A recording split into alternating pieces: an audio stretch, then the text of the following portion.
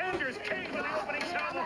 He threw a punch immediately. Doug couldn't react at all. No one could bear to watch. Kane kept throwing punches. Little by little, Doug regained some consciousness. When Kane tore off his captain's patch, Doug countered with a right hook. Kane flew into a rage. He landed 2 punches in a row. Doug's vision began to blur. Kane seized the chance and hit him again. Finally, Kane put all his power into a right hook. Doug collapsed to the ground instantly. He landed right on his arm. What has happened to Doug Glatt, the champion in so many eyes? Even though his arm was completely dislocated, all Doug cared about was, did I lose? And so, due to a serious right arm injury, Doug retired 2 months later. After retirement, Doug got a job at an insurance company. He looked at the small office in front of him. This would be his new world. Back home, his mother held a small party because his wife was pregnant. Yes, he was going to be a father, but he still felt something was missing in his life. After seeing the guests out, he sat alone in the corner. His wife came to stay with him and gave him a long speech about life. Just then, his friend noticed his depression and offered to take him out. They ended up at a brawl night event. It was a hockey rink, but no one was playing hockey. They were only fighting. At that moment, someone unexpected appeared in front of Doug. Great. Motherfucker can still bang. And Ross's return would completely change Doug's life. You want to go? This was the moment Doug got injured. This was the moment Doug knocked out Ross. Judging from his state, Ross was badly hurt, but Doug was taken down and suffered an arm injury, which forced him into retirement. Now Doug watched Ross on the ice, still as tough as ever. Doug couldn't help but feel nervous. Ross only grew more ferocious. Doug felt as if he were out there himself, clenching his fists tightly, as if he were throwing punches. Ross won in no time. Watching Ross's dominant performance, Doug fell deep in thought, but he knew he had responsibilities to uphold. Ever since Doug was defeated by Anders, the Highlanders' performance had plummeted. The Highlanders' owner had no choice but to bring in his son and name him team captain. Meanwhile, at work, Doug could never forget the team. He often stared blankly at photos of the squad. One night, he got home and happened to see an interview with Anders. Doug began to have doubts about his current life. He stood up and threw a few punches, but soon pulled his injured right arm. But he still had his left hand, didn't he? So he made a shocking decision. He went to find Ross, the man he had once knocked out. Hello, sir. Holy shit on Mary Kiss. What are you doing here? Came here to see you. He asked Ross to train him, to teach him to fight with his left hand. And so began his life like a secret agent. Every day at exactly 5 p.m., he finished work immediately and rushed to train with Ross. Even at home, he was distracted, his mind always on training. To make him improve faster, Ross even tied up his right hand, forcing him to punch only with his left. Doug progressed quickly. Little by little, he learned to throw proper punches with his left hand. All training must come to an end. One day, Ross suggested that Doug enter the brawl tournament with him. You want to be a Highlander? That's your ticket. There's your audition boy. Hiram's going to be watching. You can show him and everyone else you're still fucking here. But when they arrived, they discovered that this time, the brawl had turned into a 10-man free-for-all. Are you ready? Really bad idea. This was the moment Doug got in. With Anderson, Are you ready? Really bad idea. the whistle blew, and the brawl began. Unlike before, this tournament was a 10-man free-for-all. The last one standing would be the winner. That meant Ross and Doug were bound to face each other. Everyone took off their gloves, and the chaos began. Jesus Christ on a bike. After training with Ross for a while, Doug's left hand had definitely improved. Now his left punch was as strong as his right used to be. You put Super Mario. Hey, Andrew. My fucking, he's still bang. But Ross was getting on in years. He started to lose his balance. Still, Ross kept fighting. Suddenly, one opponent grabbed Ross from behind, while another attacked him. But Ross still managed to fight back. He pinned the man who had held him down, and punched him wildly, only stopping when the referee pulled him away. Let me go. I'm the referee. Let me go. Fuck it. Then Doug headbutted the last remaining opponent, who collapsed immediately. Only Doug and Ross were left standing, but Ross was like his mentor. How could he throw a punch? Hey, kid. I said, you all right? Suddenly, Ross's legs gave out. Doug caught him just in time. It was clear Ross had no strength left to fight. Doug helped his former opponent and new mentor out of the rink. Hiram watched everything unfold. Shortly after, Doug rejoined the Highlanders. Take on 10 men alone, key scorer, the Highlanders' father. He laid out the team's true situation. Meanwhile, Anders was suspended. Helpless, Hiram decided to bring Doug back. He had seen Doug fight in the street brawls, and knew he still had plenty of fight left in him. The next day, Doug showed up in the team locker room. When the players saw Doug return, everyone was thrilled. They warmly welcomed their old teammate, everyone except one. After the coach led the welcome, the rest of the team headed out to practice. Only 2 people remained in the locker room, Doug and Anders, bitter rivals. Anders spoke first, taunting Doug verbally. Think you're a hockey player. That's fucking funny. I just do whatever my team needs me to do. The tension between them flared up once again. See you out there, bud. Look good. Your face looks better. Right after his return, Doug joined his first practice. Right at the start, Anders slammed Xavier to the ice. The team was split into two groups by jersey color. A teammate passed the puck to Anders. Anders controlled it smoothly and skated forward. The coach and owner Hiram stood on opposite sides. Suddenly, Anders swung his stick and fired the puck into the net. Things didn't look good for Doug in his first scrimmage back. Hiram gave the coach a satisfied look. The second play began. Doug stepped onto the ice and immediately hit an opposing player. He quickly passed the puck. A teammate caught it and shot it straight into the net. That was the power of teamwork. Hiram refused to back down. He made a bet with the coach. Whoever scored the next goal would win. The puck went to Anders. He took a shot, but it was blocked. The small scrimmage suddenly turned intense. Suddenly, Anders charged straight toward Doug. Hey! Come on. You gonna fucking turtle on me? Hey! Come on, Doug. Round two. Everyone huddled together to celebrate. That's what teamwork is all about, isn't it?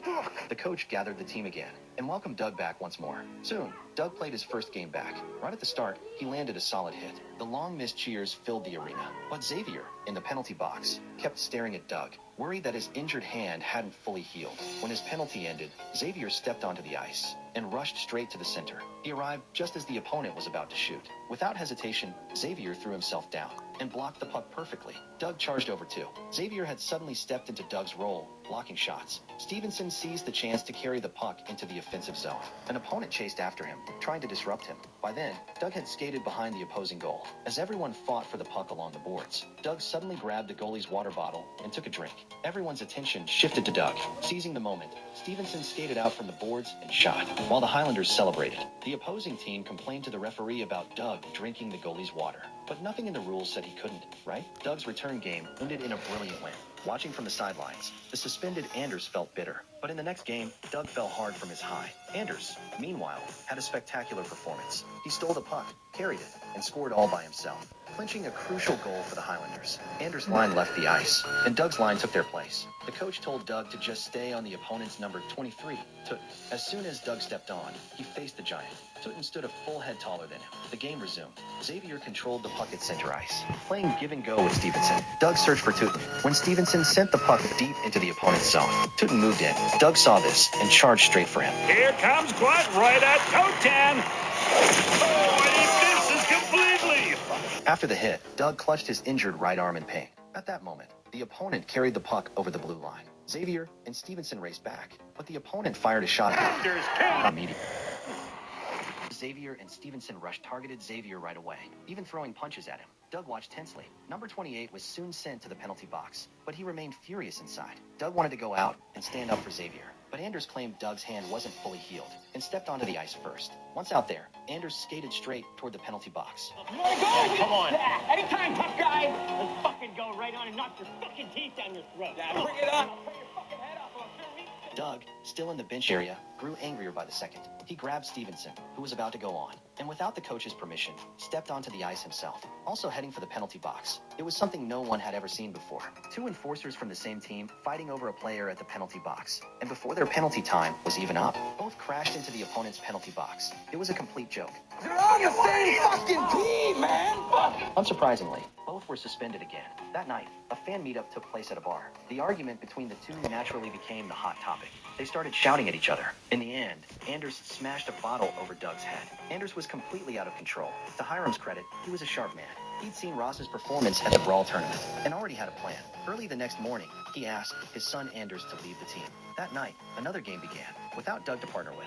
Xavier worried in the locker room before heading out. Early in the game, Stevenson was checked hard. Only Xavier could step up. But as soon as Xavier grabbed the puck at the boards, he was hit from behind by an opponent. Comes on, go, down goes the flam.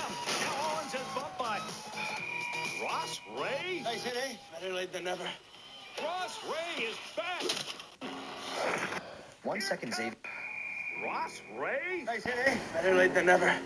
Ross Ray is back.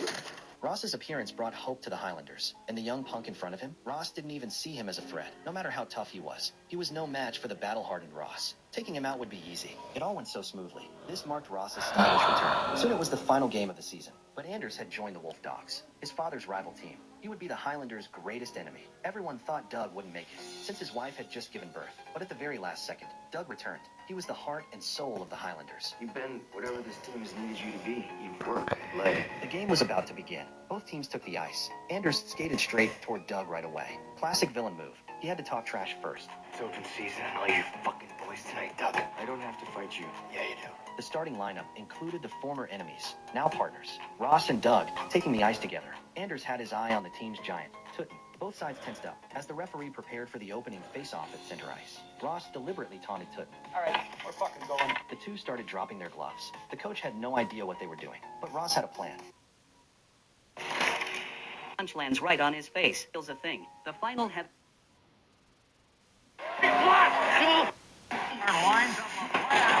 The game had just started when Ross delivered the game.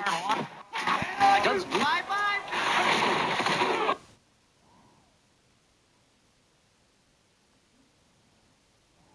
He wanted to take out Anders' muscle and clear the way for Doug. If that giant teamed up with Anders, Doug wouldn't stand a chance. So Ross attacked first. He dodged one punch, but took the second one clean. But Ross was a veteran enforcer. He turned the fight around quickly, dropping Tutten with just a few punches. Then he turned and taunted Anders. I can do this all night, boys. We're gonna leave this building in an ambulance. The game resumed. This time, Anders stepped onto the ice. You had to admit, Anders had real skill. Skating alone, he cut through the defense and charged straight toward the Highlanders' net. He knocked a Highlander player to the ice, then fired a shot. That was Anders. Fuck the whistle! Cheap fucking goal. Second, Xavier was... The Flam makes a move.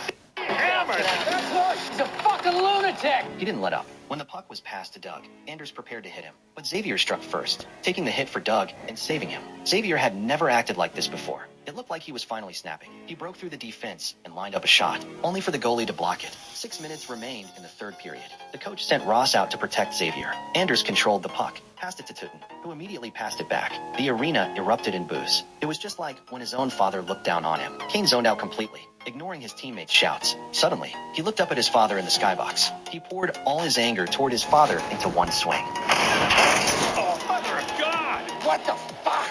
Hiram was hit in the forehead and injured, struck by his own son. On the ice, Xavier told the referee Anders had committed a foul. Anders immediately taunted Xavier. Luckily, Ross stepped in at once to stop him, but Anders threw a punch at Ross before even taking off his gloves. Ross dropped his gloves to fight back, but the referee separated them. Unsurprisingly, both were sent to the penalty box. Ross was getting older, though. It was clear he was exhausted. Getting tired? Kid, I'm always tired. Because you're an old piece of shit. You got me there? This old piece of shit's gonna take your fucking head off. The coach yelled for Ross to head to the bench once his penalty ended, but Ross didn't hear a word. When their penalty time was up, both stepped out of the box, ignoring the coach's shouts. Ross stayed on the ice and went straight after Anders. They shoved and jostled each other. When the puck slid to the boards behind Ross, he chased after it. And going after Ray is Kane. I told you to end up in a fucking ambulance. You fucking piece of shit! Doug watched it all unfold, then silently stepped onto the ice.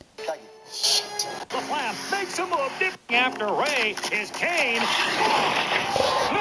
I told you to end up in a fucking ambulance. You fucking piece of shit!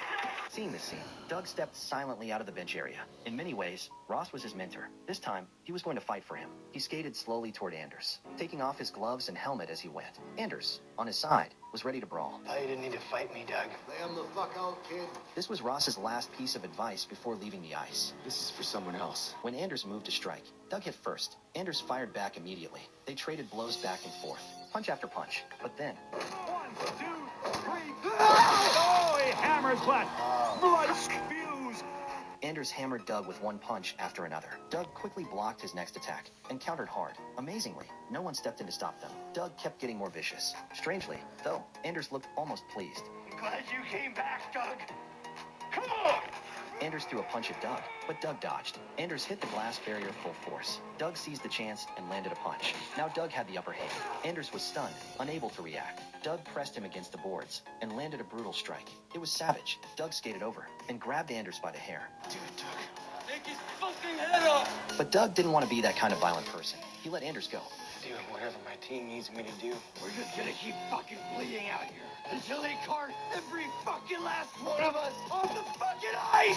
Duggy! Enraged, Anders charged at Doug with everything he had left. Doug turned, channeled all his strength into his golden right hand, and threw one final punch. Doug clutched his injured right arm. Anders collapsed. Teammates rushed over and helped him to the locker room. Right there.